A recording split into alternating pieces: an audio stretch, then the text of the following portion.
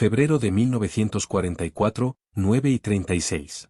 En el puente del USS Iowa, un operador de radar observa un punto en la pantalla. Contacto a 36.000 yardas, anuncia con voz joven, casi insegura. Nadie en la cubierta puede ver nada. El horizonte es una línea perfecta donde el gris del océano se encuentra con el gris del cielo. Sin embargo, los cañones ya giran. El marinero se llama Thomas Keating. Tiene 20 años y hace 6 meses trabajaba en una granja de maíz en Iowa. Ahora sus manos descansan sobre una consola llena de interruptores y sus ojos no se apartan de ese punto parpadeante. La pantalla circular frente a él emite un brillo verde fantasmal.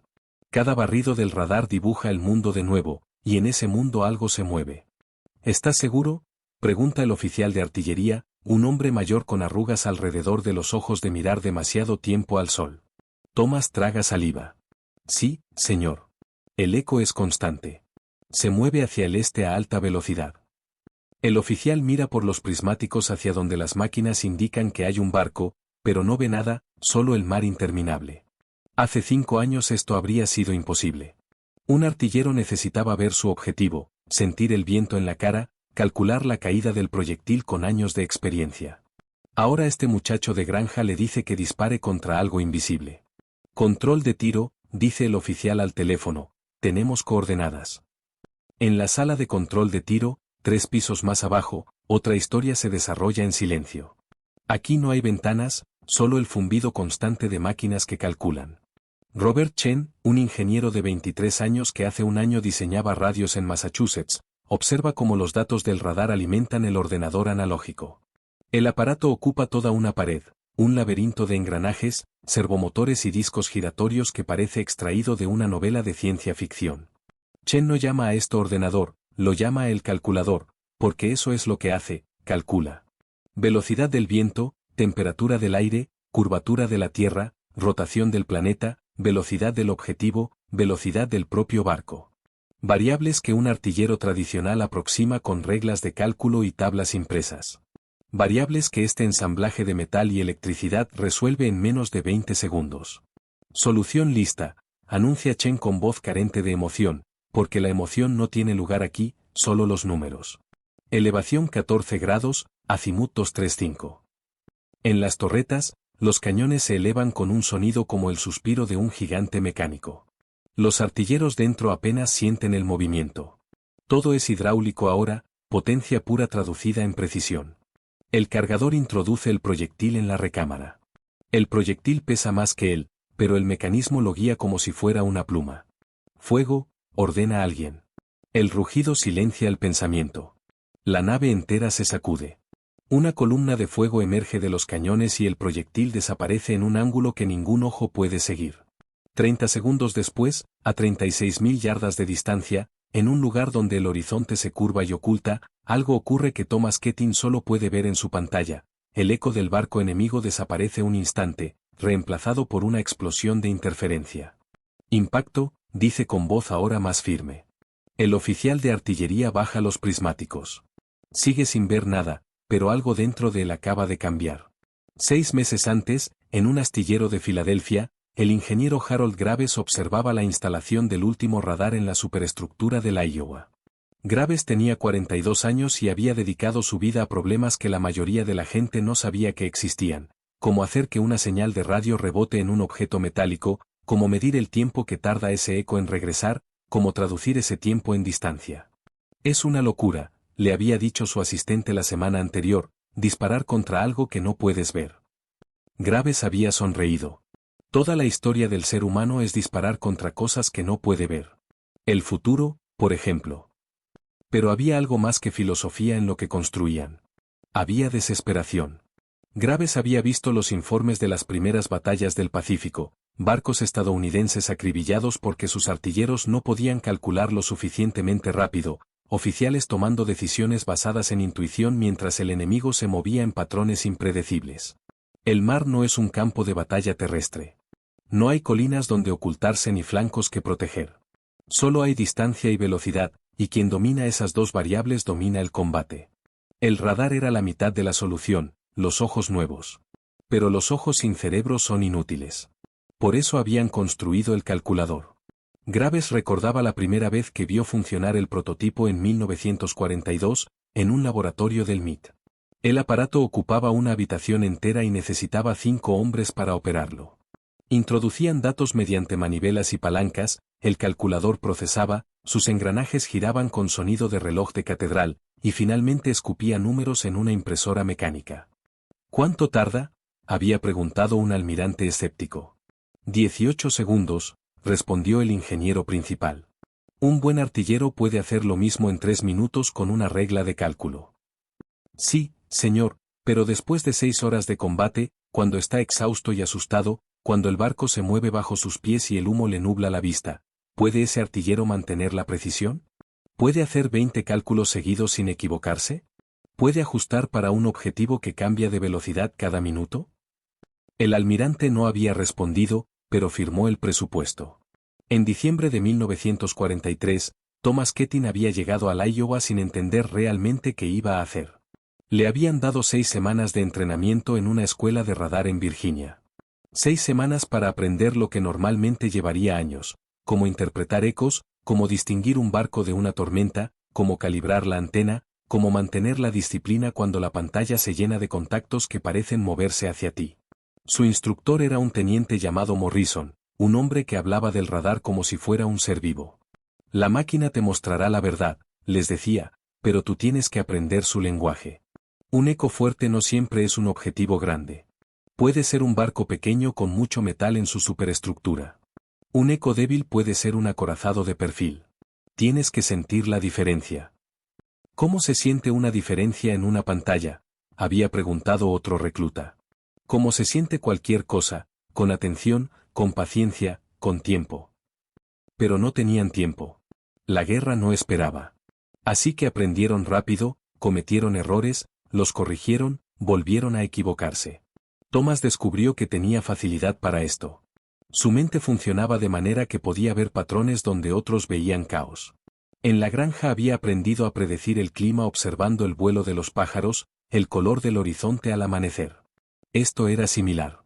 El radar le mostraba señales y él aprendía a leerlas como había leído el cielo. Cuando llegó al Iowa, el barco todavía olía a pintura nueva. Todo relucía con ese brillo de cosa recién hecha. Los veteranos de otros barcos miraban la superestructura llena de antenas y sacudían la cabeza. Demasiado complejo, murmuraban, demasiadas cosas que pueden fallar. Pero Thomas sentía algo diferente. Sentía que estaba al principio de algo importante. Cuando se sentaba frente a su consola y la encendía, y la pantalla cobraba vida con su resplandor verde, sentía que el mundo se expandía. Podía ver a través de la niebla, podía ver de noche, podía ver más allá de donde se curvaba la tierra. Era, en cierto modo, como ser un dios menor. Al mismo tiempo, a miles de kilómetros de distancia, en un acorazado de la flota japonesa, el capitán de artillería Suzuki Takeshi realizaba sus ejercicios matutinos de cálculo. Takeshi tenía 38 años y había pasado 16 perfeccionando su arte. Conocía las tablas de tiro de memoria, podía estimar la distancia a un objetivo con solo mirar por sus prismáticos, sabía cómo la humedad afectaba la trayectoria, cómo el viento cruzado desviaba el proyectil, cómo la oscilación del barco alteraba el disparo. Era, en el lenguaje de su flota, un maestro artillero. Su método era simple en apariencia pero infinitamente complejo en ejecución. Observaba el objetivo, estimaba la distancia, consultaba sus tablas, calculaba mentalmente los ajustes, ordenaba el disparo, observaba dónde caía el proyectil, ajustaba, disparaba de nuevo. Era un proceso iterativo, casi meditativo. Cada disparo le enseñaba algo sobre el viento, sobre el mar, sobre el enemigo. La artillería es conversación, les decía a sus subordinados. El primer disparo es una pregunta, el segundo es una respuesta, el tercero es comprensión. Sus hombres lo respetaban profundamente. Takeshi nunca elevaba la voz ni mostraba pánico. Incluso en medio del combate, su rostro permanecía sereno, sus manos firmes. Había algo casi espiritual en cómo trabajaba, como si el acto de calcular trayectorias fuera una forma de meditación zen. Pero últimamente Takeshi había comenzado a escuchar rumores de que los estadounidenses tenían nuevas armas, máquinas que pensaban, aparatos que veían en la oscuridad. Algunos oficiales descartaban esto como propaganda. Los estadounidenses son buenos con las máquinas, decían, pero nosotros somos mejores con la estrategia. La guerra no la ganan las máquinas, la ganan los hombres. Takeshi no estaba tan seguro. Había visto demasiadas cosas en esta guerra, había visto cómo la confianza podía transformarse en derrota en cuestión de minutos, cómo la tecnología podía cambiar las reglas sin previo aviso. Pero seguía haciendo sus ejercicios, seguía perfeccionando su arte, porque era lo único que sabía hacer. Y porque, en el fondo, creía que la habilidad humana siempre superaría a la mecánica. Un hombre podía adaptarse, un hombre podía improvisar. Una máquina solo podía seguir instrucciones. ¿O no? La primera vez que Thomas Keating rastreó un objetivo real fue una noche de enero. No hubo combate, solo un ejercicio de entrenamiento contra barcos amigos, pero para él fue como despertar a un mundo nuevo. El mar estaba completamente negro. No había luna, las nubes cubrían las estrellas. En la cubierta, los vigías no veían nada. Incluso con prismáticos de visión nocturna, el océano era solo una masa oscura e indiferente. Pero en la pantalla de Thomas, 3 puntos brillaban con claridad. 3 destructores moviéndose en formación a 25.000 yardas. Podía ver su velocidad, su rumbo, incluso podía distinguir cuál era cuál por la intensidad de sus ecos. Control de tiro, transmitió, tengo 3 contactos de superficie. Marcación 090, velocidad aproximada 22 nudos, distancia 25.000 yardas. Hubo una pausa, luego la voz del oficial, ¿puedes identificarlos? Thomas miró la pantalla, había aprendido a leer las sutilezas, el tamaño del eco, su forma, cómo cambiaba con cada barrido del radar. Destructores clase Fletcher, dijo, formación en línea. Otra pausa. Confirmado. Buen trabajo, Keating. Esa noche, cuando bajó de su turno, Thomas no podía dormir. Seguía viendo la pantalla en su mente, los puntos de luz, el poder de saber dónde estaba el enemigo cuando el enemigo no sabía dónde estabas tú. Era una ventaja tan fundamental que cambiaba la naturaleza del combate. Ya no era un duelo entre iguales, era algo nuevo, algo que sus instructores apenas habían comenzado a comprender. Thomas pensaba en el artillero japonés que algún día estaría al otro lado de su pantalla, un hombre probablemente hábil y experimentado, un hombre que probablemente había pasado años perfeccionando su arte, un hombre que no sabría que estaba siendo observado hasta que los proyectiles comenzaran a caer a su alrededor. ¿Era esto justo? La pregunta lo incomodaba. Pero la guerra no era sobre justicia, era sobre sobrevivir, era sobre llevar a sus compañeros de vuelta a casa. Y si esta máquina verde y parpadeante podía ayudarle a hacer eso, entonces aprendería a usarla mejor que nadie. En su laboratorio de Filadelfia, Harold Graves trabajaba en el siguiente problema. El radar y el calculador funcionaban bien cuando el objetivo se movía en línea recta, pero los barcos enemigos habían comenzado a maniobrar de manera errática, zigzagueaban, cambiaban velocidad sin patrón aparente. El calculador necesitaba datos constantes para hacer predicciones precisas. Cuando los datos cambiaban constantemente, las predicciones se volvían inútiles. Necesitamos anticipación, le dijo a su equipo. El sistema tiene que predecir no solo dónde está el objetivo ahora, sino dónde estará cuando el proyectil llegue. Eso es imposible, dijo uno de los ingenieros jóvenes. No podemos saber qué hará el enemigo. No necesitamos saberlo con certeza, solo necesitamos una aproximación mejor que la que tiene un artillero humano. Trabajaron durante semanas en el algoritmo, probaron docenas de enfoques diferentes. Finalmente desarrollaron algo que llamaron seguimiento predictivo. El calculador no solo medía la posición actual del objetivo, tomaba las últimas 10 posiciones y extrapolaba una trayectoria probable. Si el objetivo cambiaba de curso, el sistema lo detectaba en 2 barridos del radar y ajustaba su predicción. No era perfecto, pero era mejor. Graves envió las especificaciones a la flota en marzo de 1944. Las modificaciones se instalaron en el Iowa mientras el barco estaba en puerto en Pearl Harbor. Tardaron 3 días en calibrar el nuevo sistema. Thomas Keating y los otros operadores de radar tuvieron que aprender nuevos procedimientos.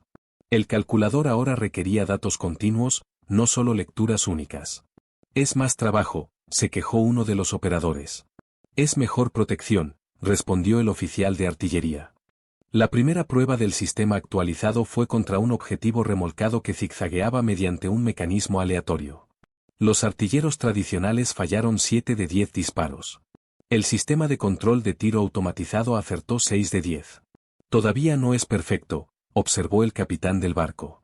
No, señor, admitió Graves, que había viajado hasta Hawái para supervisar las pruebas. Pero un artillero humano necesita años de experiencia para lograr un 60% de aciertos contra un objetivo maniobrable. Este sistema puede hacerlo con operadores que tienen 6 meses de entrenamiento. Y mejorará con cada actualización. El capitán asintió lentamente. ¿Qué pasa si el radar falla? Entonces volvemos a los métodos tradicionales. El sistema está diseñado con redundancia. Tenemos 3 radares independientes, 2 calculadores. Si uno falla, los otros continúan. ¿Y si todos fallan? Graves sonrió sin humor. Entonces rezan, señor, como siempre han hecho. Abril de 1944. El Iowa navega hacia el oeste con la misión de escoltar portaaviones en una operación contra posiciones japonesas. Thomas Keating está en su puesto. Han pasado 4 meses desde su primer contacto real. En ese tiempo ha rastreado docenas de barcos, ha participado en 3 bombardeos costeros, pero todavía no ha enfrentado a un barco enemigo en combate directo. Eso está a punto de cambiar.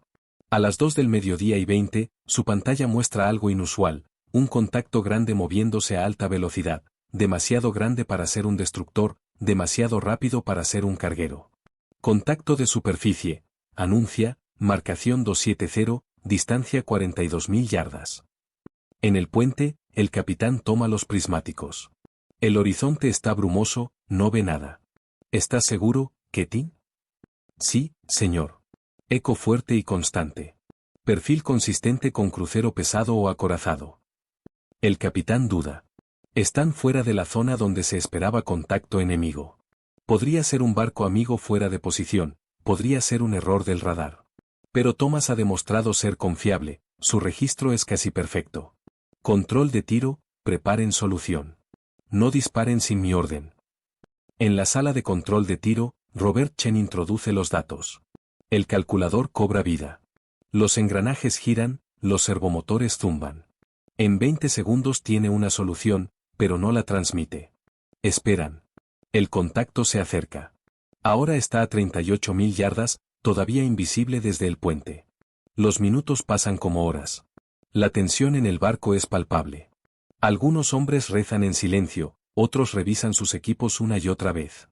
Thomas mantiene los ojos fijos en la pantalla. El punto de luz se mueve con regularidad, no zigzaguea, no cambia velocidad, se dirige directamente hacia ellos. A las 2:35, uno de los vigías grita, contacto visual. Proa a babor, distancia. Hace una pausa para calcular, aproximadamente 30.000 yardas. Ahora todos pueden verlo, una silueta oscura en el horizonte brumoso. El perfil es inconfundible, es un acorazado enemigo. Preparen para combate, ordena el capitán con voz tranquila, casi aburrida, pero Thomas nota que el hombre aprieta los prismáticos con fuerza hasta que los nudillos se ponen blancos. El barco enemigo abre fuego primero. Es su derecho, detectó visualmente al Iowa un momento antes de que el Iowa lo detectara visualmente. Pero el Iowa lo había detectado por radar 12 minutos antes. Esos 12 minutos son una eternidad en combate naval. Los proyectiles enemigos caen a 1.000 yardas por delante del Iowa. Es un disparo de tanteo. El artillero enemigo ajustará en el próximo disparo, probablemente acortará la distancia en 500 yardas. Es el procedimiento estándar. Thomas casi puede ver la mente del artillero enemigo trabajando a través de su proceso metódico. Pero el Iowa no responde con el mismo método. Fuego, ordena el capitán. Los 9 cañones principales disparan simultáneamente. El calculador ha procesado no solo la posición actual del objetivo, sino su velocidad, su rumbo, el viento, la temperatura, la curvatura de la Tierra. No es un disparo de tanteo, es un disparo para matar. 32 segundos después, Thomas ve en su pantalla como el eco del barco enemigo se fragmenta en múltiples señales más pequeñas. Impacto directo, reporta con voz extraña en sus propios oídos, demasiado calmada para lo que acaba de presenciar. En el puente, el oficial de artillería observa a través de los prismáticos. Ve columnas de agua cayendo alrededor del barco enemigo, ve humo, ve fuego. Confirmado, dice, impactos múltiples. El barco enemigo dispara de nuevo. Esta vez los proyectiles caen más cerca, solo 500 yardas a estribor. El artillero está haciendo su trabajo, está ajustando, está encontrando su ritmo. En 3 o 4 disparos más estará sobre el Iowa. Pero no tiene 3 o 4 disparos más. El Iowa dispara de nuevo. Y de nuevo. El calculador ajusta automáticamente para cada cambio menor en la posición del objetivo. Los artilleros dentro de las torretas ni siquiera necesitan pensar, solo cargan y disparan. El sistema hace el resto. Para el tercer salvo del Iowa, el barco enemigo está envuelto en llamas. Para el cuarto ha comenzado a virar, tratando de escapar. Pero es demasiado tarde. El radar no pierde el rastro, el calculador no comete errores, los cañones continúan disparando con precisión mecánica. A las 2:52, el barco enemigo se detiene. Su cubierta está destrozada, su superestructura colapsada. Thomas ve en su pantalla cómo el eco se debilita, se fragmenta, finalmente desaparece.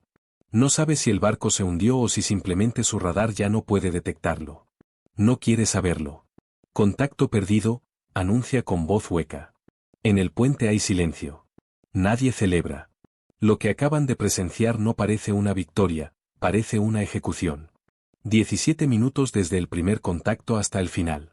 Un barco de guerra que probablemente llevaba 800 hombres, reducido a escombros flotantes por máquinas que calculan más rápido de lo que un ser humano puede pensar.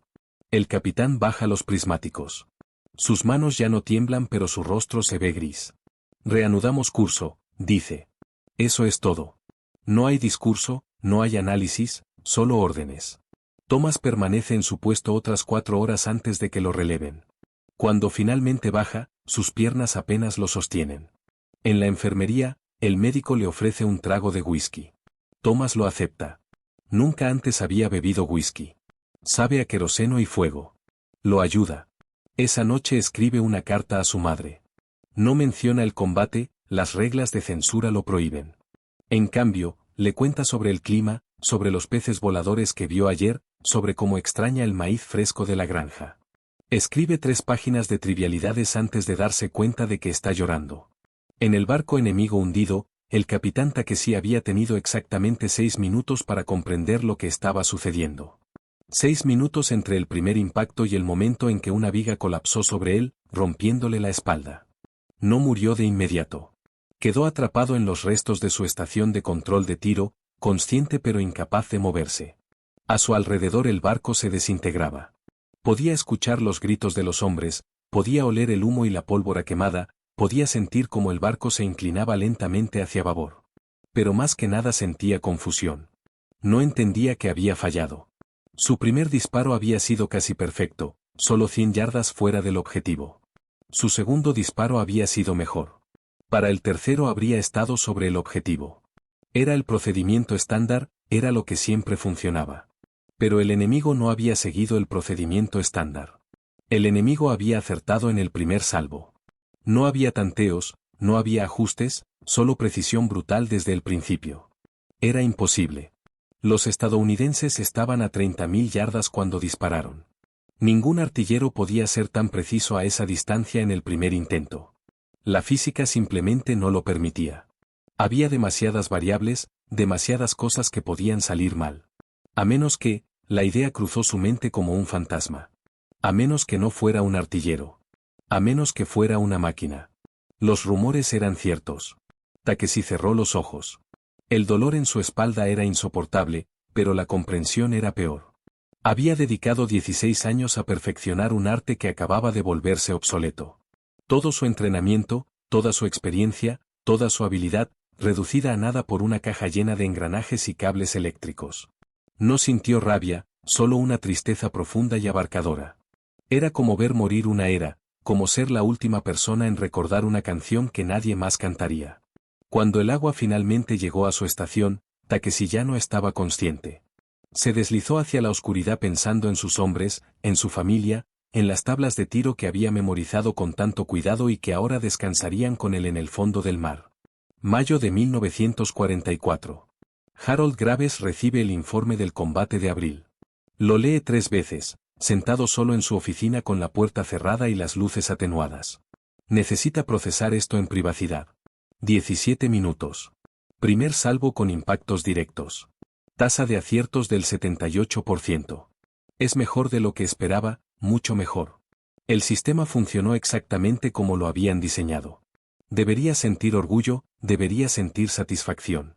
En cambio siente náusea. Hay una sección del informe que lo persigue. El oficial de artillería del Iowa escribió: el enemigo maniobró de manera competente y mantuvo disciplina de fuego incluso bajo bombardeo intenso. Sus artilleros eran claramente personal experimentado. No fue suficiente. No fue suficiente. 3 palabras que contienen un mundo de implicaciones. Graves había pasado los últimos 3 años construyendo un sistema para hacer la guerra más eficiente. Había tenido éxito, pero el éxito se sentía como traición. ¿Traición a qué? No estaba seguro. ¿A los hombres que morirían de todas formas, solo que más rápido? ¿A la idea de que la habilidad humana importaba? ¿A la noción de que la guerra tenía reglas, límites, algún tipo de dignidad? Su asistente toca la puerta. ¿Señor Graves? La reunión empieza en 10 minutos. Ya voy. Graves guarda el informe en su maletín, se ajusta la corbata, se mira en el pequeño espejo junto a su perchero. Ve a un hombre de mediana edad con ojeras y arrugas de preocupación. Ve al hombre que acababa de cambiar la guerra naval para siempre. No se siente como un héroe. Se siente como Prometeo, robando fuego sin comprender completamente el precio. La reunión es con oficiales de la Marina. Quieren más sistemas, más radares, mejores calculadores. Quieren equipar toda la flota del Pacífico antes del final del año. Tienen dinero, tienen urgencia, tienen planes. Graves les da lo que necesitan: especificaciones técnicas, plazos, presupuestos. Habla con claridad y autoridad porque es bueno en esto, porque es su trabajo. Pero mientras habla, parte de su mente está en otra parte, pensando en el capitán japonés, pensando en un hombre que dedicó su vida a dominar un arte solo para descubrir que ese arte ya no importaba. ¿Qué se siente al ser el último maestro de algo? Junio de 1944. Thomas Keating lleva 5 meses en el Iowa. Ha participado en 8 combates, ha rastreado 47 barcos enemigos, ha guiado disparos que hundieron 6 de ellos. Los números son abstractos y le ayudan a dormir por las noches. Pero hay momentos cuando los números fallan. Cuando está solo en su litera y cierra los ojos, ve la pantalla, ve los puntos de luz desapareciendo uno por uno. Sabe que cada punto representa un barco, sabe que cada barco llevaba cientos de hombres, hombres como él, jóvenes que habían dejado granjas o ciudades o universidades para venir a este océano interminable y matarse unos a otros por razones que la mayoría apenas comprendía. Le escribe a su madre pero no le cuenta la verdad. Le dice que su trabajo es importante pero seguro, que principalmente observa pantallas y hace informes, que la guerra es sobre todo esperar. Son mentiras piadosas. Ella no necesita saber que su hijo de 20 años tiene el poder de hacer caer fuego desde más allá del horizonte. Un día, después de un combate particularmente intenso, Thomas habla con el capellán del barco, un hombre mayor con pelo blanco y manos que tiemblan ligeramente cuando sostiene su Biblia. Padre, ¿es pecado matar cuando no puedes ver a quién matas? El capellán lo mira durante largo tiempo. ¿Por qué lo preguntas? Porque me siento como si no fuera real. Veo un punto en una pantalla, aprieto un botón, el punto desaparece. Es como un juego. Pero sé que no es un juego. Sé que hay hombres muriendo. Solo que no los veo, no los oigo, no los siento. El capellán suspira. Hijo, la guerra siempre ha sido así para algunos. El bombardero que suelta sus bombas desde 10.000 pies no ve las caras de abajo. El artillero que dispara su cañón desde una colina no ve dónde caen sus proyectiles.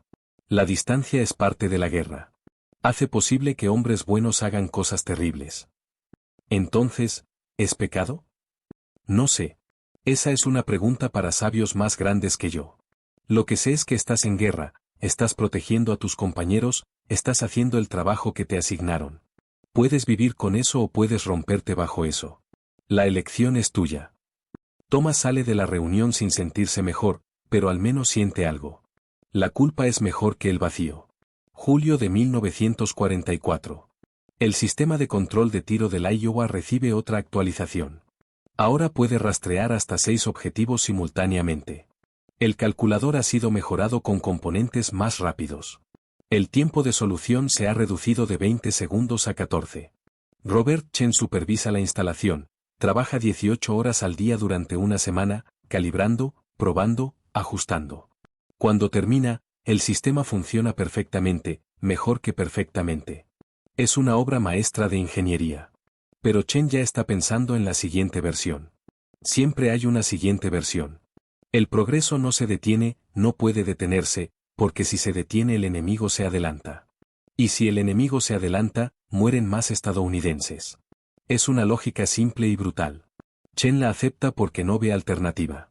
A veces se pregunta qué pensarían los artilleros de hace 100 años de todo esto, hombres que cargaban sus cañones con pólvora negra y apuntaban por instinto.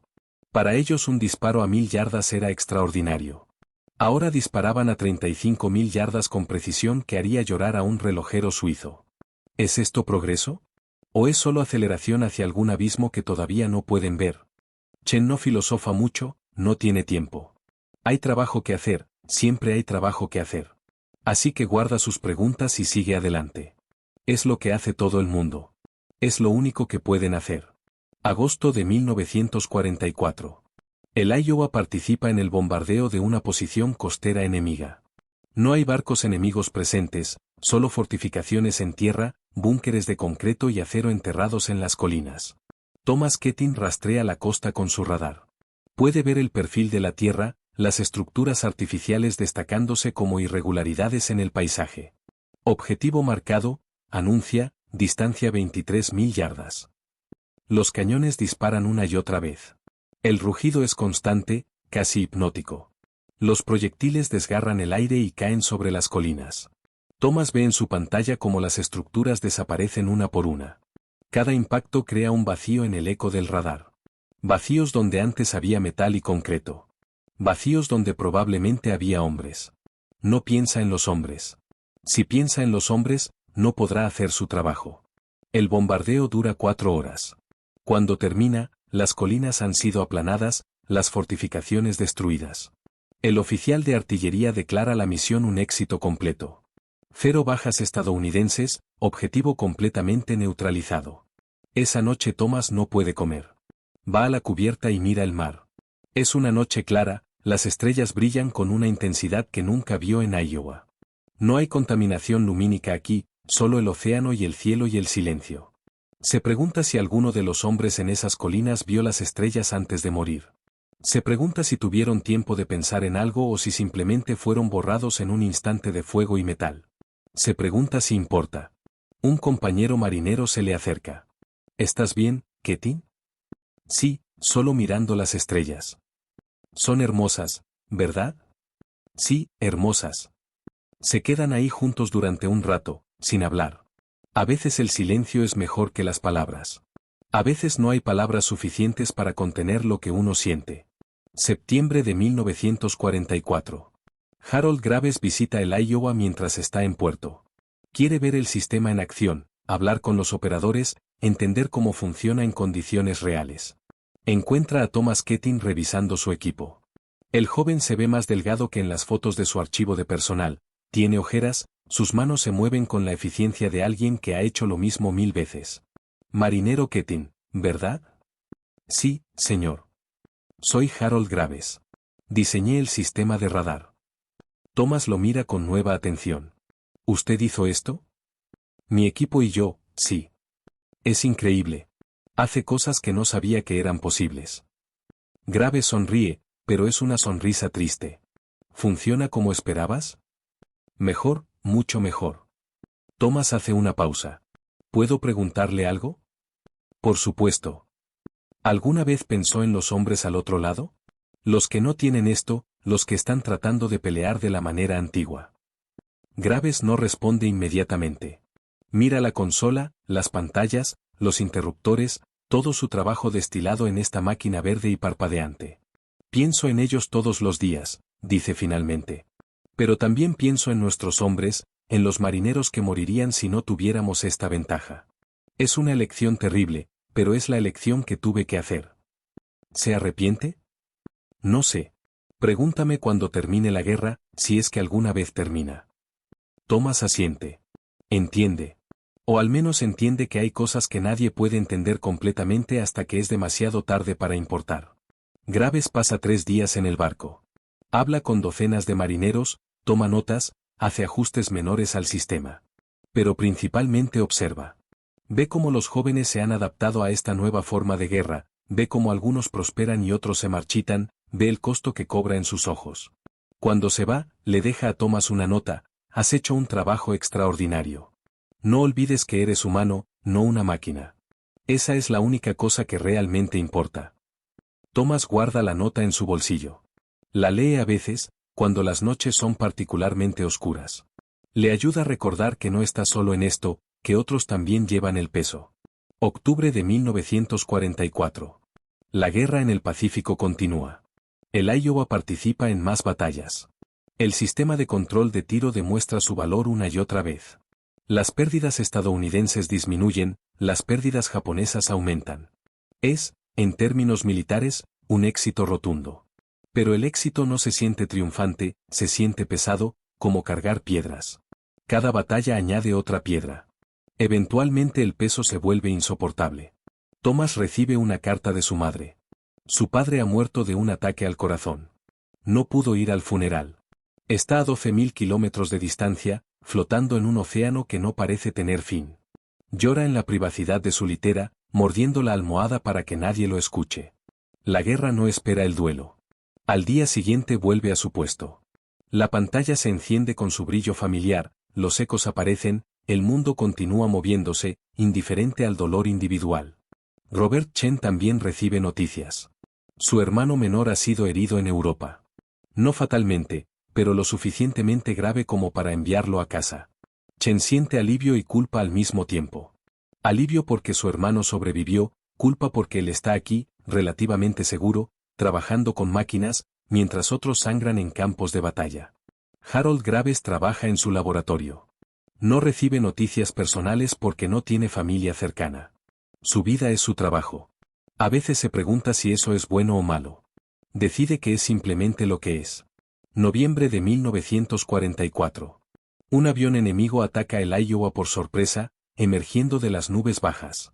Los cañones antiaéreos del barco responden, pero el avión lanza su torpedo antes de ser derribado. El torpedo golpea el Iowa en el costado de babor. La explosión mata a 18 hombres y daña severamente el sistema de control de tiro. Thomas Keating sobrevive, pero su consola está destruida. Fragmentos de metal y vidrio por todas partes. La pantalla que ha sido su ventana al mundo durante 8 meses ahora es solo escombros humeantes. Se sienta en el suelo de la estación de radar, cubierto de polvo y sangre que no es suya, y por primera vez en meses siente algo parecido a claridad. La máquina está rota, la ventaja ha desaparecido. Ahora son solo hombres contra hombres de nuevo, como siempre ha sido, como quizás siempre debió ser. El barco cojea de regreso a Pearl Harbor.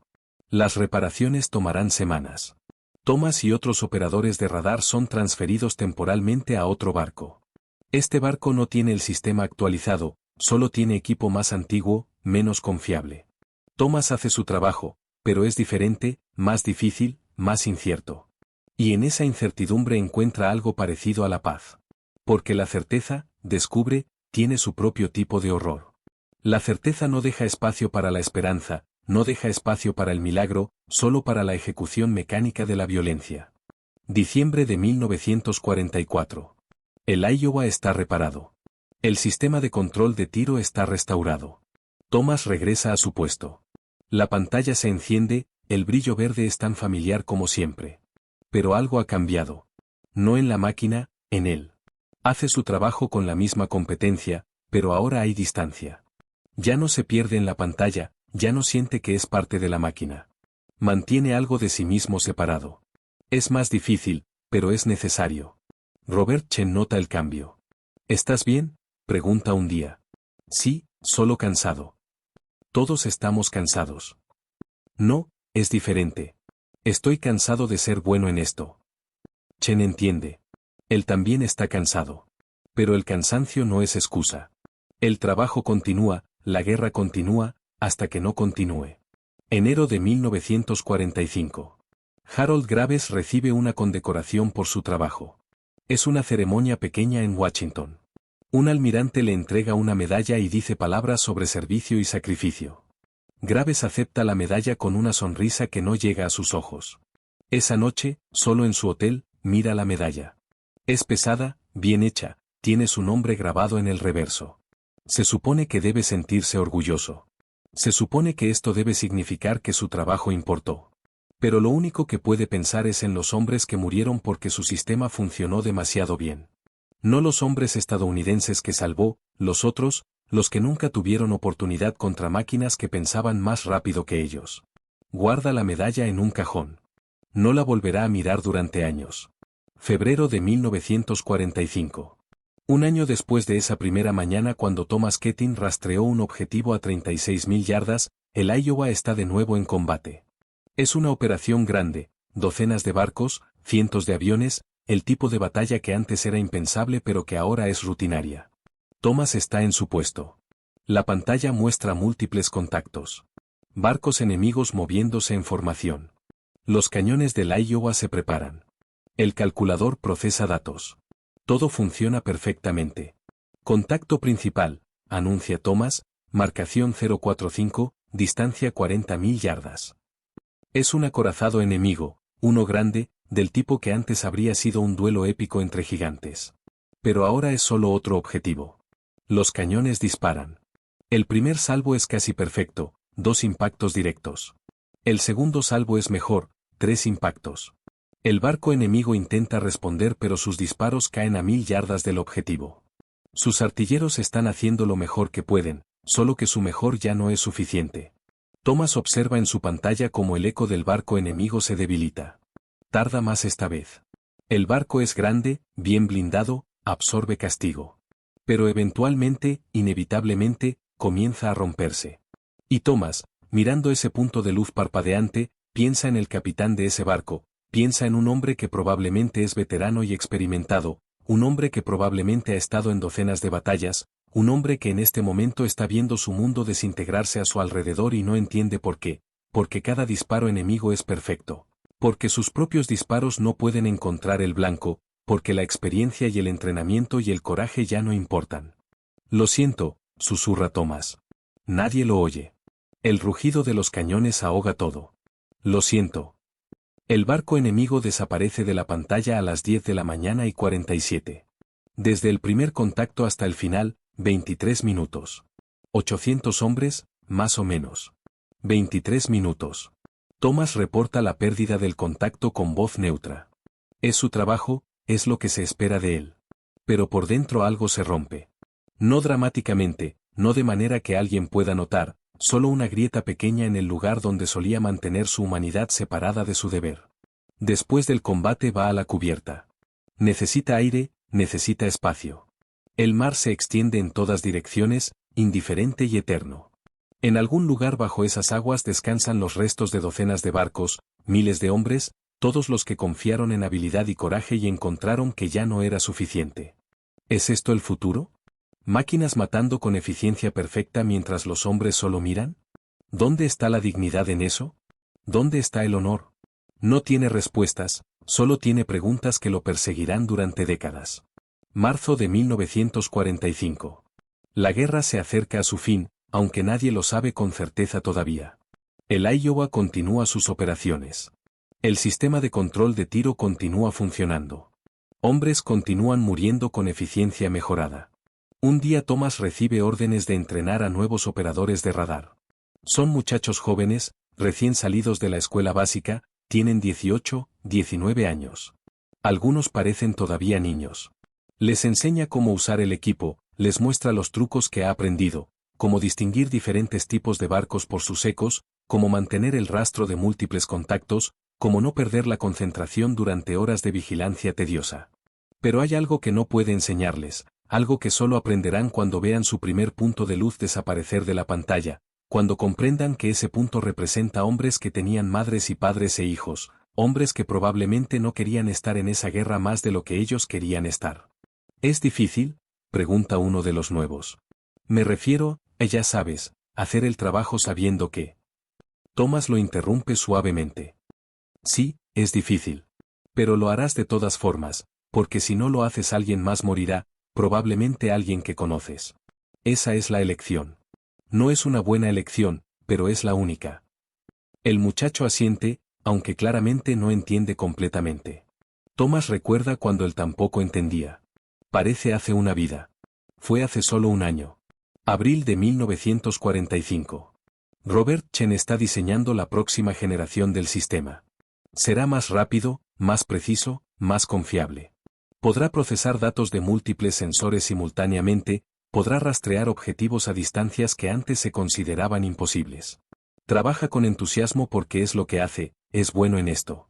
Pero a veces, en momentos de quietud, se pregunta si debería estar orgulloso o avergonzado de ser tan bueno en hacer la guerra más eficiente. Su supervisor lo encuentra un día mirando por la ventana del laboratorio. ¿Problemas con el diseño? No, solo pensando. Eso suena peligroso. Chen sonríe débilmente. Sí, probablemente. El nuevo sistema será revolucionario. Podría cortar la guerra en meses. Salvar miles de vidas. ¿Estadounidenses? Principalmente, sí. ¿Y las otras? El supervisor no responde. No hay respuesta buena. Solo hay la realidad de que están en guerra y en la guerra uno escoge un lado. Uno no puede salvar a todos. Intentarlo es no salvar a nadie. Chen vuelve a su trabajo. Los cálculos no se hacen solos. Las ecuaciones no se resuelven sin esfuerzo. Hay belleza en los números, en la precisión matemática. Es más fácil enfocarse en esa belleza que en sus aplicaciones. Mayo de 1945. La guerra en Europa termina. Llegan noticias a la Iowa. Hay celebraciones contenidas. Todos saben que su guerra, la guerra del Pacífico, todavía no ha terminado. Pero es un paso, es esperanza. Thomas escribe a su madre. Le cuenta que tal vez estará en casa para Navidad. Es la primera vez en meses que se permite pensar en el futuro, un futuro donde no hay pantallas verdes y puntos de luz desapareciendo, un futuro donde puede ser solo un joven de 21 intentando decidir qué hacer con su vida. ¿Volverá a la granja? La idea le parece extraña ahora. Ha visto demasiado mundo, ha tenido demasiado poder en sus manos. ¿Cómo vuelve uno de esto? ¿Cómo pretende que la experiencia no cambió algo fundamental en su interior? No tiene respuestas, pero al menos tiene preguntas. Es más de lo que tenía hace meses. Junio de 1945. Harold Graves visita el Iowa de nuevo. Es su última visita antes de que el sistema sea implementado en toda la flota. Quiere asegurarse de que todo funcione perfectamente. Encuentra a Thomas en su puesto. El joven se ve diferente, más viejo, más cansado, pero también más firme, como si hubiera encontrado algo dentro de sí mismo que antes no estaba ahí. Marinero Ketin. Ha pasado tiempo. Señor Graves. Sí, señor. ¿Cómo está el sistema? Funciona perfectamente. Como siempre. Graves escucha algo en el tono. ¿Pero? Thomas duda. No está seguro de si debería decir lo que está pensando, pero decide que si alguien tiene derecho a saber es el hombre que creó todo esto. Funciona demasiado bien. ¿Nos ha convertido en, no sé, dioses? ¿Máquinas? Ya no se siente como guerra.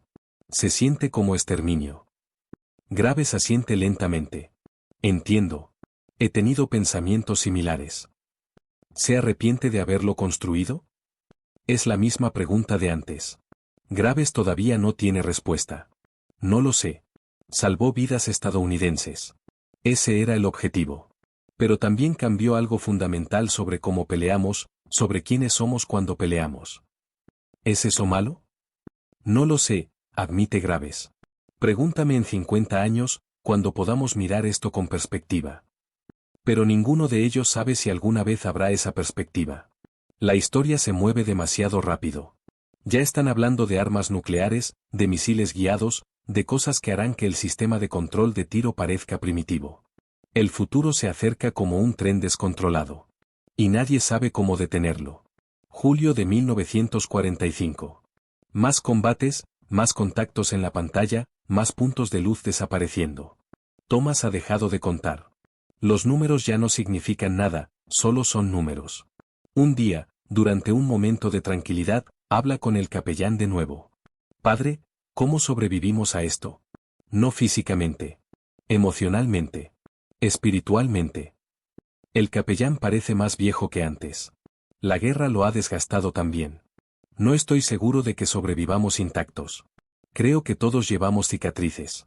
La pregunta es qué hacemos con esas cicatrices. Si las dejamos definirnos o si las usamos para construir algo mejor. ¿Cómo se construye algo mejor desde esto? No lo sé. Pero tengo que creer que es posible. De lo contrario, ¿qué sentido tiene cualquier cosa? Thomas quiere creer eso, necesita creer eso. Pero la creencia requiere esperanza, y la esperanza es difícil cuando pasas tus días observando cómo desaparecen vidas. Agosto de 1945.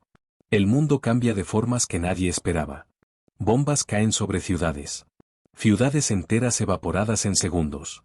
El sistema de control de tiro del Iowa, esa maravilla de ingeniería que parecía tan revolucionaria, de repente parece casi pintoresco en comparación. Thomas escucha las noticias con una mezcla de alivio y horror. Alivio porque significa que la guerra podría terminar pronto. Horror porque significa que la escalada no tiene límite. Cada vez que piensas que has visto lo peor que la humanidad puede hacerse a sí misma, alguien encuentra una manera de ir más lejos. Robert Chen escucha las mismas noticias y siente que su trabajo se ha vuelto irrelevante. Pasó 3 años perfeccionando un sistema para hundir barcos. Ahora pueden borrar ciudades. ¿Qué sentido tiene su perfección? Harold Graves escucha las noticias y llora. No en público, en privado, solo en su oficina con la puerta cerrada. Llora por un mundo que parece haber perdido toda restricción. Llora por una humanidad que ha demostrado ser demasiado inteligente para su propio bien. Pero el llanto no cambia nada. La historia avanza. La guerra termina. Los hombres vuelven a casa. La vida continúa, porque siempre lo hace. Septiembre de 1945. La guerra ha terminado.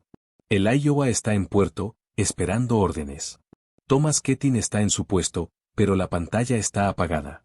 No hay contactos que rastrear, no hay objetivos que localizar, solo silencio. Se sienta allí durante horas, mirando la pantalla oscura. En esa oscuridad ve reflejado su propio rostro, un joven de 21 años que parece tener 40, ojos que han visto demasiado, manos que han guiado demasiada destrucción. ¿Quién es ahora? ¿Es el muchacho de la granja de maíz de Iowa? ¿Es el operador de radar que podía ver más allá del horizonte?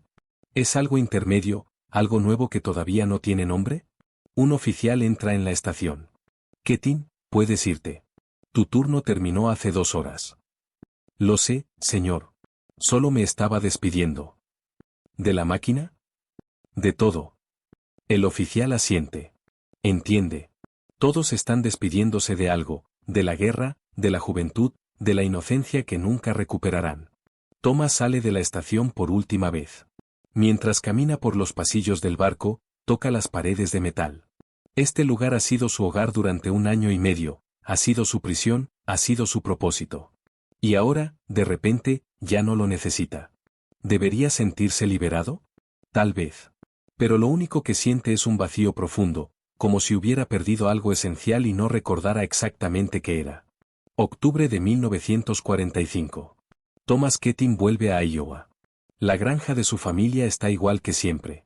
Los campos de maíz se extienden hasta el horizonte. El cielo es grande y azul. No hay barcos, no hay radar, no hay guerra. Su madre lo abraza en la estación de tren. Llora. Thomas no llora. No puede. Ha olvidado cómo. Estás tan delgado, dice su madre. Te voy a alimentar bien. Thomas sonríe. Es forzado, pero es algo. Me gustaría eso. En la granja intenta adaptarse, intenta volver a ser quien era, pero esa persona ya no existe.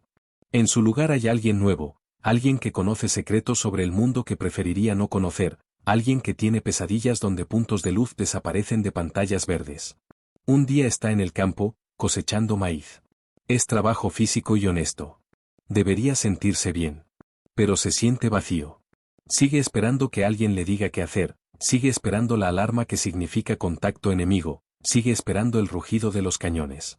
Nada de eso llega. Solo hay silencio y maíz y cielo. Su madre lo encuentra sentado en el porche una noche. ¿Estás bien? No lo sé. ¿Quieres hablar de eso? No. No todavía. Está bien. Cuando estés listo, estoy aquí. Thomas asiente. Agradece que ella no presione. Algunas cosas no tienen palabras. Algunas experiencias son demasiado grandes para caber en conversaciones normales. Noviembre de 1945. Robert Chen está de vuelta en Massachusetts. Ha aceptado un trabajo en una compañía de electrónica. Diseñará radios, televisores, cosas pacíficas, cosas que no matan. En su primer día el supervisor le muestra las instalaciones. Todo es nuevo y reluciente. Huele a plástico y metal limpio. No hay olor a aceite de máquinas o pólvora quemada. Es refrescante. Es también un poco perturbador. Hiciste un buen trabajo en la guerra, dice el supervisor. Leí sobre el sistema de control de tiro. Revolucionario. Gracias. Ese tipo de experiencia será valioso aquí. La electrónica militar está años adelante de la civil. Puedes ayudarnos a cerrar esa brecha. Chen asiente, pero algo en su interior se revela ante la idea. No quiere ser el hombre que lleva tecnología de guerra al mundo civil. No quiere ser el puente entre la destrucción y la normalidad. Pero necesita el trabajo, necesita propósito, necesita algo que hacer con sus manos y su mente más allá de recordar. Así que trabaja. Diseña circuitos. Resuelve problemas. Y trata de no pensar demasiado en lo que sus circuitos hicieron en otra vida. Diciembre de 1945. Harold Graves está en su laboratorio. Oficialmente el proyecto ha terminado. El sistema de control de tiro está implementado. La guerra ha acabado. Su trabajo está hecho. Pero no puede dejar de pensar en ello, en cómo algo que diseñó para salvar vidas terminó siendo tan eficiente en quitarlas, en cómo el progreso tecnológico parece inevitablemente llevar a mayor capacidad de destrucción. Escribe un informe. No para la Marina, para sí mismo, para la posteridad. Lo titula Reflexiones sobre la tecnología de guerra. En él trata de articular sus pensamientos sobre lo que han creado. Hemos construido máquinas que hacen la guerra más eficiente, escribe. Pero la eficiencia en la guerra significa eficiencia en matar. Hemos eliminado la habilidad y el coraje como factores decisivos. Hemos reducido el combate naval a cálculos matemáticos. Y en ese proceso hemos perdido algo esencial. No estoy seguro de qué, pero siento su ausencia. Continúa, la próxima generación construirá máquinas mejores, máquinas más rápidas, más precisas, más letales. Eventualmente construirán máquinas que no necesiten humanos en absoluto. Y cuando ese día llegue tendremos que preguntarnos, ¿para quién estamos peleando? Si las máquinas hacen toda la guerra, ¿qué papel tenemos nosotros más allá de observar? Termina el informe pero no lo envía a nadie. Lo guarda en un cajón junto a su medalla. 2 artefactos de un tiempo que preferiría olvidar pero que nunca podrá. Enero de 1946. Thomas Keating está en la ciudad, comprando suministros para la granja. Ve en un escaparate una revista con un artículo sobre los acorazados clase Iowa. El titular promete la historia interna de la tecnología que ganó la Guerra del Pacífico. Lee el artículo de pie en la calle. Habla del radar, del calculador, de cómo el sistema podía apuntar con precisión asombrosa a distancias antes imposibles. Está escrito con tono triunfal, con orgullo, con la certeza de que esto representa progreso. Thomas cierra la revista. Siente náusea. La historia que cuenta el artículo es verdad, pero también es mentira. Es verdad en los hechos pero mentira en el tono. Hace que todo suene glorioso y limpio. No menciona los puntos de luz desapareciendo. No menciona las noches sin dormir. No menciona el costo de ser tan eficiente en destruir. Compra la revista de todas formas. En casa la lee completa. Hay una foto de la Iowa. Se ve magnífico, poderoso, invencible. Thomas recuerda estar dentro de ese barco, sintiendo cada disparo sacudir su columna vertebral, oliendo la pólvora, escuchando los gritos. ¿Es sobre tu barco?, pregunta su madre. Sí. Debes estar orgulloso. Thomas no responde. El orgullo es una emoción que ha olvidado cómo sentir. Febrero de 1946. Es el aniversario de ese primer combate. 2 años desde que Thomas rastreó un objetivo a 36.000 yardas y guió el fuego que lo hundió en 17 minutos. Se despierta esa mañana con el recuerdo vívido de la pantalla. Puede ver el punto de luz. Puede escuchar su propia voz anunciando el contacto. Puede sentir la vibración de los cañones a través del piso. Durante el desayuno no habla. Su madre lo mira con preocupación pero no pregunta. Ha aprendido a reconocer los días difíciles. Thomas pasa el día en el campo, trabaja hasta el agotamiento. Es la única manera que conoce de acallar los recuerdos. Si su cuerpo está lo suficientemente cansado, su mente no tiene energía para recordar. Esa noche finalmente le escribe una carta a Robert Chen.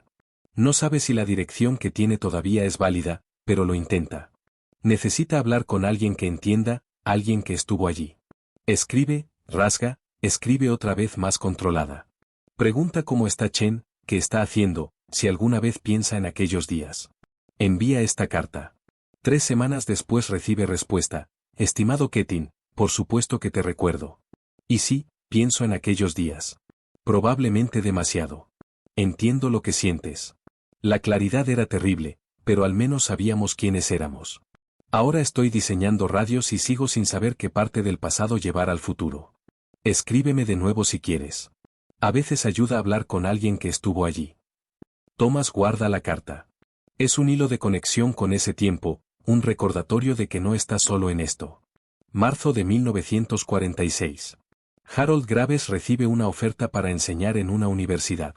Ingeniería eléctrica. Le ofrecen un buen salario y la oportunidad de moldear la próxima generación de ingenieros. Acepta.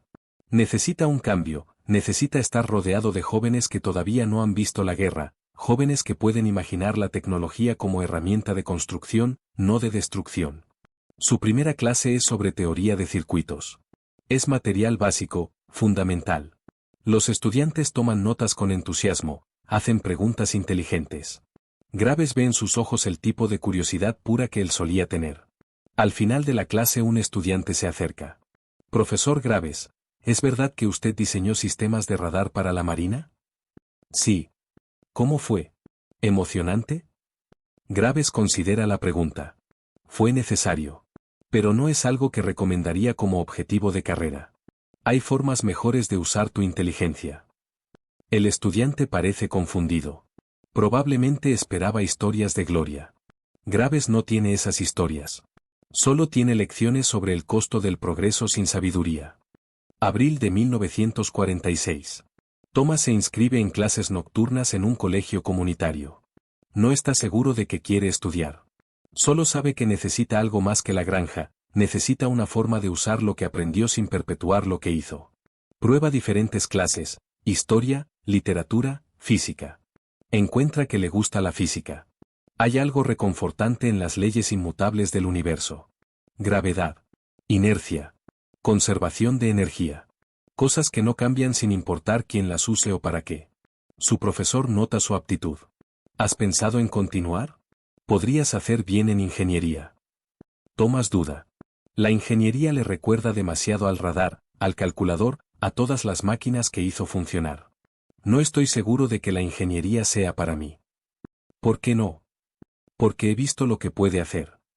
El profesor, que es mayor y tiene su propia experiencia de guerra, asiente con comprensión. Sí. Pero también puede construir puentes. Puede llevar electricidad a lugares remotos. Puede hacer la vida más fácil para la gente común. La herramienta no es el problema. Es cómo la usamos. Thomas quiere creer eso.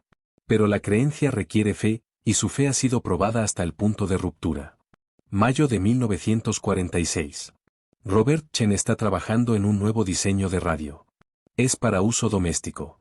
Familias lo usarán para escuchar música y noticias. Es inocente, es pacífico. Pero mientras trabaja no puede evitar ver las similitudes con su trabajo anterior. Los mismos principios básicos, la misma física, solo la aplicación es diferente. Un colega lo encuentra mirando sus esquemas con expresión distante. ¿Problema con el diseño? No. Es perfecto. Eso es el problema. No te sigo. Chen suspira. Solía diseñar cosas que mataban gente. Ahora diseño cosas que los entretienen. Pero es la misma habilidad, las mismas herramientas, las mismas matemáticas. ¿Qué me hace diferente de antes? La intención. ¿Es suficiente? Su colega no tiene respuesta. Chen tampoco. Pero continúa trabajando. Porque la alternativa es quedarse quieto, y quedarse quieto significa dejar que los recuerdos lo consuman. Junio de 1946. Harold Graves recibe una carta de la Marina. Quieren que vuelva.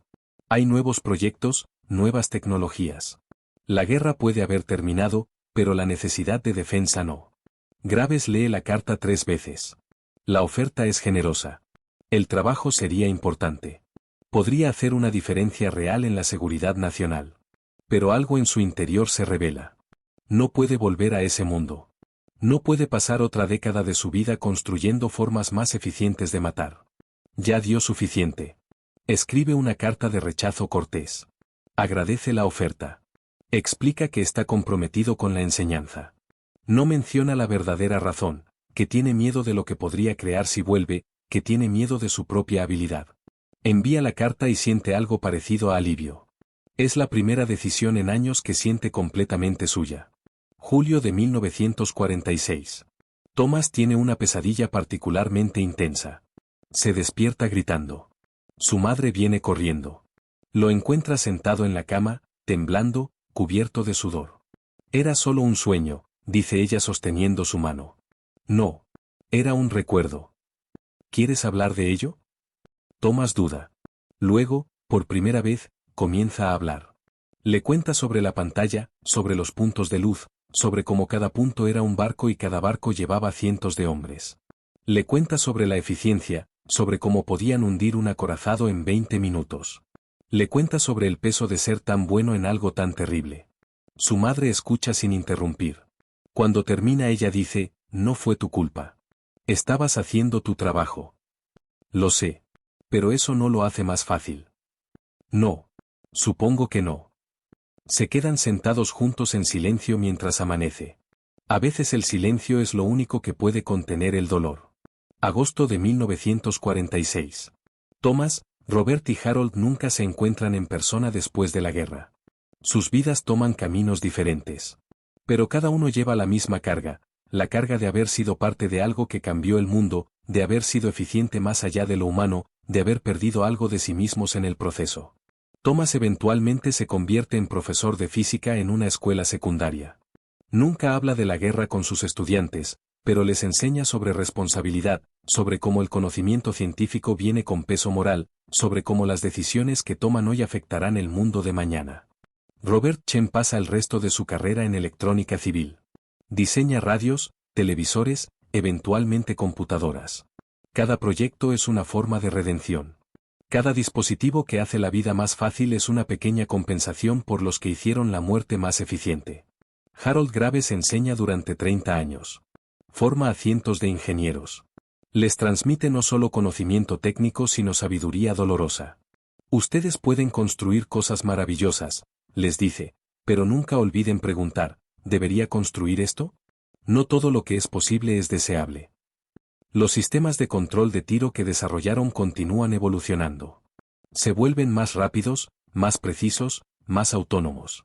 Eventualmente las computadoras reemplazan a los calculadores analógicos. Los radares se vuelven más sofisticados. Los humanos quedan cada vez más alejados del acto de apuntar y disparar. Es progreso, supuestamente. Es lo que querían. Pero ninguno de los tres hombres puede sentir orgullo puro por ello. Porque vieron el costo. Vivieron en el momento de transición entre la guerra como arte y la guerra como ciencia. Entre el momento en que la habilidad humana importaba y el momento en que solo importaba la tecnología. No fue un cambio limpio. No fue un progreso sin dolor. Fue, como todas las revoluciones, manchado con sangre y pérdida y arrepentimiento. Ahora, décadas después, los descendientes de esos sistemas guían misiles desde continentes enteros de distancia. Drones vuelan sin pilotos. Armas hacen cálculos que ningún humano podría hacer. La guerra se ha vuelto tan eficiente que casi parece abstracta. Casi. Pero en algún lugar, siempre, hay un operador joven mirando una pantalla, viendo un punto de luz, apretando un botón, y tratando de no pensar demasiado en lo que ese punto representa, tratando de separar su humanidad de su deber, tratando de sobrevivir intacto a la experiencia de ser demasiado eficiente en algo que ningún ser humano debería ser eficiente. La tecnología avanza. Pero el costo humano permanece. Ese es el legado real del sistema de control de tiro de la Iowa. No los barcos hundidos o las batallas ganadas, sino la comprensión de que cada salto en capacidad militar es también un salto más lejos de nuestra humanidad. Y que no hay forma de volver atrás. Solo hay forma de seguir adelante, llevando el peso, esperando que algún día seamos lo suficientemente sabios para usar nuestro poder con algo parecido a la sabiduría. Esa esperanza es frágil. Pero es lo único que tenemos.